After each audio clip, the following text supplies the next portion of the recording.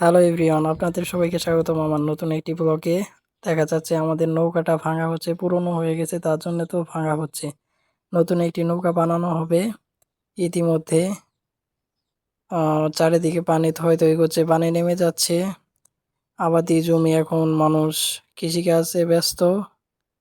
ধান লাগানো হয়েছে চারপাশে, এখন এগুলো জমিতে ধান লাগানো হবে দেখে পুরনো নৌকাটা রিপেয়ার করে নতুন নৌকা বানানো হবে।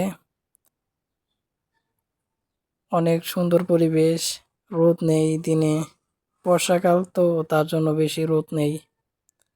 আপনারা আমার ব্লগটা কেমন উপভোগ করলেন কমেন্টে জানাবেন এবং লাইক দিয়ে পাশে থাকবেন, যাতে আমি আরও ভালো ভালো ব্লগ আপনাদের উপহার দিতে পারি। আমি একজন ছোট ব্লগার। নৌকা ভাঙা শেষ হলেই নতুন নৌকা বানানোর ব্লগ দেব আপনাদের। দেখুন চারপাশে শুধু পানি আর পানি, চারপাশে পানি আর পানি। ওই দেখুন বাচ্চা